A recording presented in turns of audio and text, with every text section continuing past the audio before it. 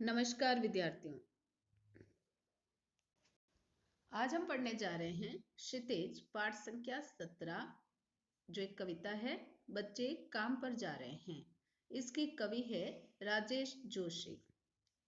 सबसे पहले हम कवि का सामान्य परिचय जानेंगे, जो इस प्रकार है। राजेश जोशी का जन्म सन 1946 में मध्य प्रदेश के नरसिंहगढ़ जिले में हुआ। उन्होंने शिक्षा पूरी करने के बाद पत्रकारिता शुरू की और कुछ सालों तक अध्ययन किया। राजेश जोशी जी ने कविताओं के अलावा कहानियां, नाटक, लेख और टिप्पणियां भी लिखी है। साथ ही इन्होंने कुछ नाट्य रूपांतर भी किए हैं। कुछ लघु फिल्मों के लिए पटकथाएं लेखन का कार्य भी किया है, यानी छोटी फिल्मों के लिए कहानियां भी लिखी है। इन्होंने भर्तृहरि की कविताओं की अनुचरना भूमिका, कल्पतरु यह भी एवं मायाकोव्स्की की कविता का अनुवाद पतलून पहिना बादल नाम से किया है। कई भारतीय भाषाओं के साथ साथ अंग्रेजी, रूसी, जर्मन में भी राजेश जी की कविताओं के अनुवाद प्रकाशित हुए हैं। अब हम यहाँ पर कवि की कुछ साहित्यिक कृतियों के नाम जानेंगे, जो इस प्रकार है। राजेश जोशी जी के एक प्रमुख काव्य संग्रह एक दिन बोलेंगे पेड़, मिट्टी का चेहरा, नेपथ्य में हंसी और दो पंक्तियों के बीच। उन्हें माखनलाल चतुर्वेदी पुरस्कार, मध्य प्रदेश सरकार का शिखर सम्मान और साहित्य अकादमी पुरस्कार से भी सम्मानित किया गया है। राजेश जोशी जी की कविताएं गहरे सामाजिक अभिप्राय वाली होती हैं। वे जीवन के संकटों में भी गहरी आस्था को उभारती है। उनकी कविताओं में स्थानीय बोली, बानी, मिजाज और मौसम सभी कुछ व्याप्त है। उनके काव्य लोक में आत्मीयता और लयात्मकता है तथा मनुष्यता को बचाए रखने का एक निरंतर संघर्ष भी है। दुनिया के नष्ट होने का खतरा राजेश जोशी को जितना प्रबल दिखाई देता है, उतना ही वे जीवन की संभावनाओं की खोज के लिए बेचैन दिखाई देते हैं। यानी इस कविता के माध्यम से वो क्या समझाने चाहेंगे, जो उनकी कविताओं के मुख्य विषय रहे हैं सामान्यतः, वो है जीवन की संकट। और वो जीवन के संकट जो हमारे आसपास है, जो किसी न किसी रूप में है, जिनसे हम भागते रहते हैं, और वो रूप दिखते हुए भी हम उनका समाधान ढूंढते नहीं हैं, जिससे कि धीरे धीरे वे आपराधिक प्रवृत्तियों की ओर अग्रसर होने लगते हैं। जैसे समाज का उपेक्षित वर्ग, गरीब वर्ग और ये छोटे मासूम बच्चे जो जिंदगी की मूलभूत आवश्यकताओं से वंचित होकर जीवन को जी रहे हैं, तो उनके अंदर की जो पीड़ा है धीरे धीरे उन्हें आपराधिक परिस्थितियों से जोड़ देती है। और वो परिस्थितियां फिर समाज के लिए क्या विभीषिकाएं पैदा कर सकती है, वो सारी हमारे एक तरह से सामाजिक संकट की परिस्थितियां यहाँ स्पष्ट कर रही है। और वही सारे विषय इनकी कविताओं या लेखनी के रहे हैं, क्योंकि यहाँ पर हम जो पाठ परिचय जानेंगे उसमें भी ये कविताओं में एक इसी प्रकार के विषय को लेकर हमारे सामने आए हैं। क्यों इन्होंने समझाया है कि पाठ परिचय के अंतर्गत कि प्रस्तुत कविता में बच्चों से बचपन छीन लिए जाने की पीड़ा व्यक्त हुई है। कवि ने उस सामाजिक आर्थिक विडंबना की ओर इशारा किया जिसमें कुछ बच्चे खेल, शिक्षा और जीवन की उमंग से वंचित है। यानी समाज का एक ऐसा उपेक्षित वर्ग जो भावी भविष्य है, और वो भावी भविष्य जीवन की मूलभूत आवश्यकताओं से वंचित है, तो आने वाले समय में वो किस प्रकार की परिस्थितियां पैदा कर सकता है, ये यहाँ पर एक सामाजिक और आर्थिक विडंबना यानी कठिनाई लिए हुए है। और इसी कठिनाई को इन्होंने इस कविता के माध्यम से बहुत अच्छे से समझाया है। क्योंकि एक बच्चा जो जीवन की विभिन्न परिस्थितियां लेकर आने वाले समय को और उज्जवल बना सकता है, और वही बचपन अगर दम घोटने लगता है कठिन परिस्थितियां, और वो परिस्थितियां उसकी जीवन की जद्दोजहद से जुड़ी हुई होती है, तो आने वाला समय अच्छा नहीं होता है, वो बुरा होता है, वो विभिन्न कठिनाई लिए हुए होता है। क्योंकि ये जो आपराधिक दुनिया बढ़ रही है, कहीं ना कहीं वहां इस तरह व्यक्तित्व का हाथ ज्यादा होता है, क्योंकि इनका बचपन शुरू से ही कुंठाओं से भरा रहता है, अंदर के अवसाद से भरा रहता है। और धीरे धीरे वो अवसाद जब बड़ा होता है तो किसी न किसी आपराधिक प्रवृत्तियों से जुड़कर वो अपनी इच्छाएं पूरी करने के लिए खुद को प्रस्तुत करने लग जाते हैं। जिससे कि इस तरह का संकट पैदा हो जाता है जो शायद आने वाले समय का एक बड़ा वर्ग बनकर सभी को परेशान कर सकता है। तो क्यों ना इस तरह की परिस्थितियों को हम समय रहते सामूहिक रूप से सुलझाएं। ये इसका मूल भाव होगा जो हम इस कविता में जानेंगे, क्योंकि उन्होंने इस कविता के माध्यम से पूरा दर्द जो बच्चे की जिंदगी से जुड़ा हुआ है, जो हम देख कर भी अनजान बन रहे हैं, उस दर्द को यहाँ व्यक्त करते हुए बताया है कि कोहरे से ढकी सड़कों पर बच्चे काम पर जा रहे हैं। सुबह सुबह बच्चे काम पर जा रहे हैं। हमारे समाज की सबसे बड़ी भयानक पंक्ति है ये। भयानक है, इसे विवरण की तरह लिखा जाना चाहिए इसे सवाल की तरह। काम पर क्यों जा रहे हैं बच्चे? क्या अंतरिक्ष में गिर गई है सारी गेंदें? क्या दीमकों ने खा लिए हैं सारी रंग बिरंगी किताबों को? क्या काले पहाड़ों के नीचे दब गए हैं सारे खिलौने? क्या किसी भूकंप में ढह गई है सारे मदरसों की दीवारें? क्या सारे मैदान, सारे बगीचे, घरों के आंगन खत्म हो गए हैं एकाएक? तो फिर बचा ही क्या है इस दुनिया में? कितना भयानक होता है ऐसा। भयानक है, लेकिन इससे भी ज्यादा ये है कि सारी चीजें हस्तबा मामूल, पर दुनिया की हजारों सड़कों से गुजरते हुए छोटे बच्चे, बहुत छोटे छोटे बच्चे काम पर जाते हैं।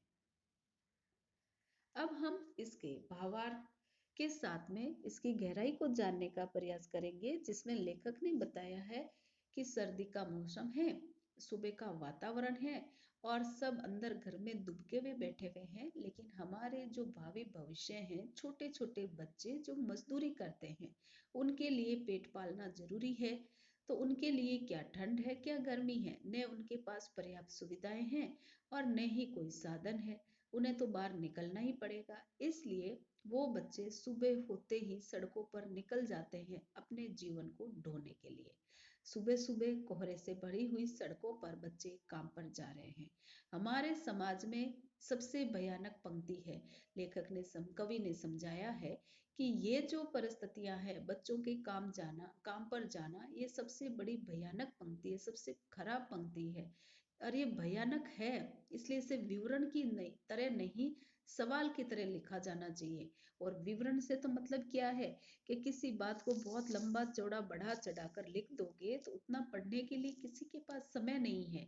लेकिन अगर यही बात एक सवाल के रूप से हर किसी से पूछी जाए बार बार कि बच्चे काम पर क्यों जा रहे हैं, अगर ये सवाल हर किसी से पूछेंगे तो कहीं ना कहीं उनके मन में भी एक झकझोर वाली स्थिति चलेगी, वो सोचेंगे और शायद परिवर्तन की लहर वहां आ सकती है। इसलिए कवि ने लिखा है कि हमारे समय की, यानी ये जो समय चल रहा है, इसकी सबसे भयानक पंक्ति ये है, इसे विवरण की तरह नहीं, इसे सवाल की तरह लिखा जाना चाहिए। और वो सवाल क्या होगा? काम पर क्यों जा रहे हैं बच्चे, यानी सबसे हमें ये पूछना है कि कोहरे से भरी हुई सड़कों पर बच्चे काम पर क्यों जा रहे हैं। इसका उत्तर क्या किसी के पास है? क्योंकि बच्चे भावी भविष्य हैं और भावी भविष्य जितना मजबूत होगा उतना ही वो देश और राष्ट्र तरक्की करता है। लेकिन हम हमारे आसपास की जो बातें होती, परिस्थितियां होती है, उनसे अनजान रहते हैं और उन्हें सोचने समझने की बजाय उससे विमुख होकर सरकारी कार्यों पर डालकर अपने कर्तव्यों की इतिश्री कर लेते हैं। कार्यों की इतिश्री करते हुए कहते हैं कि ये हमारे थोड़ी है, किसी को सुधारना, किसी को रोजगार देना, किसी को संभालना हमारा काम नहीं है, सरकारी काम है। और ये सरकार कहाँ कहाँ किस रूप में किसी को संभाले, ये परिस्थितियां कठिन होती जा रही है और धीरे धीरे ये हमारे लिए एक विकराल समस्या बनती जा रही है। क्योंकि फिर कवि ने पूछा है, अगर शुरू से ही इन बच्चों को थोड़ा ध्यान देकर इनकी मूलभूत आवश्यकताएं इन्हें दी जाए तो क्या ये बचपन सुधर नहीं सकता है? क्योंकि इन्होंने आगे प्रश्न क्या पूछा है कि क्या अंतरिक्ष में गिर गई है सारी गेंदें, यानी इन बच्चों के खेल खिलौने से जुड़ी हुई जो गेंद है जिससे इनका बचपन मजबूत होगा है, मानसिक रूप से ये मजबूत बनते हैं, तो वो सारी गेंद किसी ने अंतरिक्ष में फेंक दी है। इन मासूम बच्चों के लिए, इन उपेक्षित बच्चों के लिए, इन गरीब बच्चों के लिए क्या खेलने के लिए गेंदे भी नहीं है, या कोई इन्हें खेलने के लिए गेंद नहीं दे सकता है? या फिर क्या दीमकों ने खा लिया है सारी रंग बिरंगी किताबों को? रंग बिरंगी किताबें जिससे कि इनका भविष्य और उज्जवल होता है, वह शिक्षा के प्रकाश से और प्रकाशित होकर अपने अंदर से दबे हुए दर्द को एक नई दिशा दे सकते हैं। तो वो प्रकाश भी इनसे छीन लिया गया है, क्योंकि हो सकता है किसी ने वो किताबें ऐसी जगह रख दी है कि उन किताबों को दीमकों ने खा लिया है, चट कर लिया है, इसलिए इन बच्चों को तो वो किताबें भी नहीं मिल सकती है, यानी प्रारंभिक शिक्षा भी इन बच्चों को कोई देना नहीं चाहता है, जिससे कि ये बचपन इस बेबसी से बाहर निकलकर अपने आप को एक नई दिशा की ओर मोड़ सके। फिर पूछा है, क्या काले पहाड़ के नीचे दब गए हैं सारे खिलौने? यानी एक ऐसा अंधेरी गुफा में बड़ा सा पहाड़ है, उस पहाड़ ने सारे इन बच्चों के खिलौने हैं वो अपने नीचे दबा दिए, ताकि इन बच्चों को कभी खेलने के खिलौने भी नहीं मिलते हैं। ऐसा क्या गुनाह हुआ है इन बच्चों से कि इन्हें न तो किताबें दी जा रही है जो कि इनके जीवन के एक उजाले से जुड़ी हुई है, जिससे कि इनका जीवन एक नई दिशा ले सकता है, गेंद जिससे कि इनका शारीरिक रूप से मजबूत होकर मानसिक रूप में एक नई सोच पैदा होती है, और खिलौने जिससे कि इनका मासूम बचपन किलकारियां मार सके। क्या इस तरह का जीवन भी इन बच्चों को संभव नहीं हो पाता है? या फिर आगे पूछा है, क्या किसी भूकंप में ढह गई है सारे मदरसों की इमारतें? यानी या किसी इस तरह की प्राकृतिक आपदा आ गई है कि हमारे ये जो मासूम बच्चे हैं, छोटे छोटे बच्चे हैं, जो सुबह उठते ही इस कोहरे भरी इस भयंकर ठंड में कांपते हैं, हम लोग उस ठंड में ये बच्चे मजबूरी में नंगे पांव सड़कों पर दौड़ रहे हैं। इसका कारण क्या है कि ये जो मदरसे यानी स्कूलें हैं, क्या ये सारी स्कूलें जो इन बच्चों के लिए बनाई थी वो भूकंप में ढह गई है?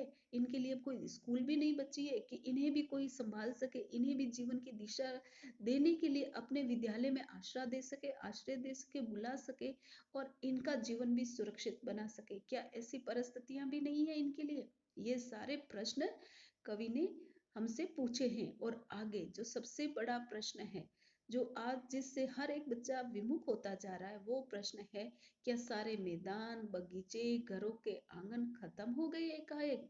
यानी मैदान जिसमें हम खेल कूद कर बड़े होते हैं, जिसमें मासूम बचपन किलकारी मारकर जवानी की ओर आगे बढ़ता है, वो मैदान धीरे धीरे कंक्रीट की दीवारों में तब्दील होता जा रहा है।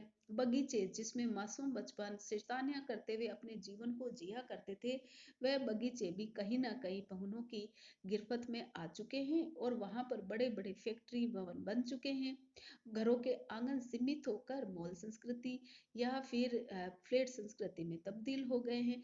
तो ये सारी परिस्थितियां जो इन मासूम बच्चों से छीनी जा रही है, वो परिस्थितियां जिनसे एक बच्चा जीवन का आकार लेता है, जीवन की अंगड़ाई लेता है, नए सूरज के दर्शन करके संध्याकालीन सूरज के परिस्थितियों को समझने का प्रयास करता है, वो सारी परिस्थितियां बच्चे से बचपन से दूर हो जा रही है। तो वो बच्चा जब बड़ा होगा तो क्या रूप लेकर होगा? क्योंकि ये बचपन जहाँ एक और जो हमारा धनाढ़ी वर्ग है, मध्यम वर्ग है, जो जीवन की जद्दोजहद में भी अपने बच्चों को कुछ सुविधाएं देकर बड़ा करता है, उन बच्चों को जब ये बच्चे देखते हैं, तो इनके मन में जो कुंठाएं हैं वो कहीं ना कहीं एक गहरे आपराधिक बोध से ग्रसित करके इन्हें एक आने वाले समय में उज्जवल भविष्य निर्माता नहीं, एक इस तरह के आपराधिक प्रवृत्तियों से जोड़ देता है, जो भविष्य का सबसे बड़ा एक कठिनाई लेकर खड़ा हो जाता है। और वो आपराधिक दुनिया चाहे किस रूप में भी ले जाओ, फिर इनके मानसिक रूप से उसको नहीं हटा सकते हैं। तो इन्होंने बेबसी में पूछा है कि जब ये सारी परिस्थितियां, यानी खेलने के लिए हम खिलौने नहीं दे सकते, पढ़ने के लिए किताबें नहीं सकते, मैदान बगीचे नहीं दे सकते, खुला घर नहीं दे सकते हैं, और न ही इनके लिए कहीं कोई खिलौने हमने सुरक्षित रखे हैं, तो फिर बच्चा ही क्या है इस दुनिया में? ये दुनिया में है ही क्या? कितना भयानक है अगर ऐसा होता, भयानक है। लेकिन इससे भी ज्यादा ये है कि हमारी सारी चीजें हस्बे मामूल, पर दुनिया की हजारों सड़कों से गुजरते हुए बच्चे, बहुत छोटे छोटे बच्चे काम पर जा रहे हैं। कवि ने पूछा है कि इस दुनिया में फिर क्या बचा है? यह सारा इतना भयानक होता जा रहा है कि इसके बारे में सोच कर ही डर लगता है। और फिर आने वाले समय में देखिए, पूछा है आने वाले समय में अगर ऐसा होता भयानक है, यानी इतना भयानक ये रूप आने वाली दुनिया में है। लेकिन इससे भी ज्यादा ये है कि सारी चीजें हस्ब मामूल, हस्ब मामूल का मतलब होता है यथावत, यानी उसी तरह रहेगी। सारी दुनिया तो इसी तरह रहेगी, क्योंकि हम परिवर्तन हो नहीं सकता है। परिवर्तन होने के लिए एक अंदर से सोच, वो दर्द भरी सोच और मासूम बच्चों की जिंदगी के प्रति जो जागरूकता है वो आनी चाहिए, ताकि कि परिवर्तन है जो समाज की बुराइयां जिनके बारे में बड़ी बड़ी बातें हो रही है, उन बातों को हम कहने की बजाय उनको दूर कर सके। और वो दूर होगी इस मासूम बचपन को बचाकर। इस मासूम बचपन से जुड़े हुए जो कर्तव्य हैं, क्यों ना किसी रूप में हर एक व्यक्ति को उठाने हैं। वो उठाकर जब वो मासूम बचपन इन अपरस शुरू से ही अपने जीवन के एक नए उजाले को महसूस करेगा, तो समाज का जो आपराधिक रूप है वो धीरे धीरे कम होता जाएगा। और आने वाले समय में जो परिस्थितियां निखल कर आएगी एक भावी समाज की, वो बहुत सुनहरी होगी। लेकिन ये बातें सिर्फ कहने में अच्छी लगती है, यथार्थ रूप इनका नहीं है। इसलिए कहा है ये सारी चीजें इसी रूप में हस्ब मामूल यानी यथावत उसी रूप में रहने वाली है। क्योंकि दुनिया की हजारों सड़कों से गुजरते हुए ये बच्चे, बहुत छोटे छोटे बच्चे काम पर जा रहे हैं, यानी ये एक जगह नहीं है, दुनिया की हजारों सड़कों पर रोज सवेरे ये एक रेले के रूप में ये बच्चे काम पर निकल जाते हैं। जो उनका जीवन है, उस जीवन की दिशा को एक दूसरा आकार देने के लिए, नई दिशा नहीं है, जीवन का एक नया सोच नहीं है, एक मजबूरी में ढोता हुआ बचपन धीरे धीरे अवसादों से ग्रसित होकर जो रूप हमारे सामने लाएगा वो एक भयानक है। लेकिन देख कर भी अनजान हम बनते रहते हैं। हजारों सड़कों पर ये बच्चे इसी रूप में काम पर जाते रहते हैं। तो ये सोच बदलनी है और इसे एक समस्या के रूप में मानते हुए सबसे पूछना है बच्चे काम पर क्यों जा रहे हैं। तो ये कविता आप दोबारा समझे, जाने और समझने का प्रयास करें। धन्यवाद।